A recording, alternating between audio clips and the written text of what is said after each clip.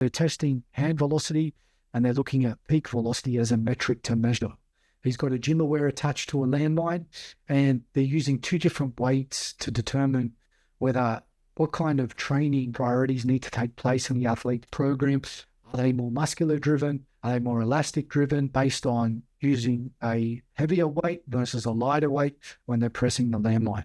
Now, there are going to be a lot of flaws in that test, and we're going to talk about that in further detail in the next slide. So the exercise is not the problem. It's always a context in which it's used. And I think in this context, it's used fairly poorly. And firstly, let's look at the metric that they're measuring, peak velocity. Doesn't really tell us much.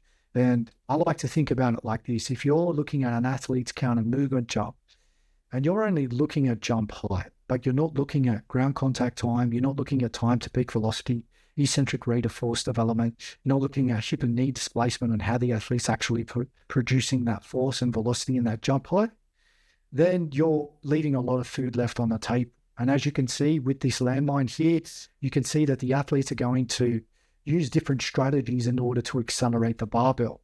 Now, a landmine also follows an arc trajectory, which is going to constrain the athlete in how they move. It's going to stop them from moving in a linear fashion because they can't move forward because the barbell is in a fixed trajectory.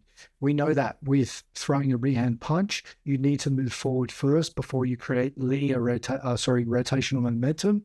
And if the landmine is constraining the athlete from doing that, the athlete then has to develop a different strategy to accelerate that barbell.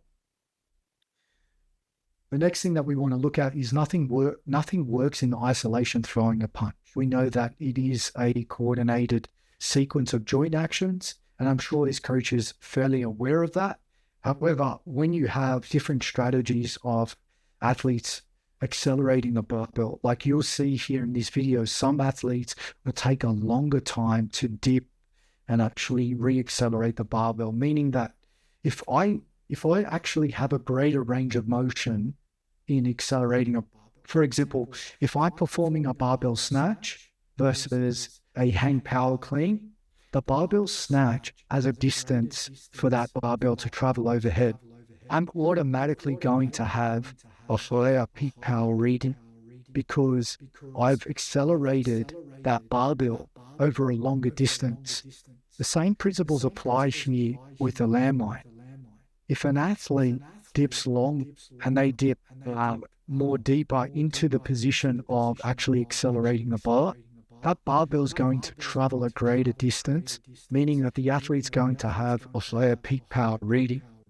Now, this means that there's a lot of variability in the test, and I don't think it's an accurate measure. So this, in conjunction with only looking at peak velocity, is kind of a flawed test in that sense. Now, I sat down with a whole heap of sprint coaches to train throwers as well. And one of their names is Ralph Alt, who's very respected in the industry.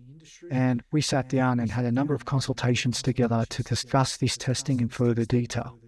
Now, I don't want to throw shade on it, but generally speaking, when you're looking at hand velocity with a thrower or you're looking at it with a fighter, we generally don't want to touch hand velocity in the weight room because more than likely hand velocity is just a byproduct of everything that has taken place before the punch is thrown.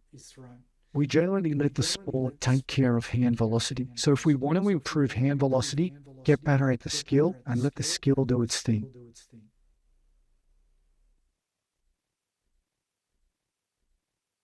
The juice is simply not worth the squeeze, and it doesn't mean that the landmine punch is a bad exercise. I definitely think it's a valuable tool that you could use in an athlete strength and conditioning program. Do I use it? No, because you probably need someone else catching the barbell, and combat athletes don't have someone there to catch the barbell. However, I just use a rotational med ball throw, or I do some plyometric variations on the ground with the athlete, obviously recoupling energy with their upper body. I would probably use them as an option over a landmine throw. And it doesn't mean, again, that this is a bad exercise. Now, maximal hand velocity comes from timing and coordination, not just force output. A weight room can build general force capabilities, but directly training hand velocity with weights is inefficient.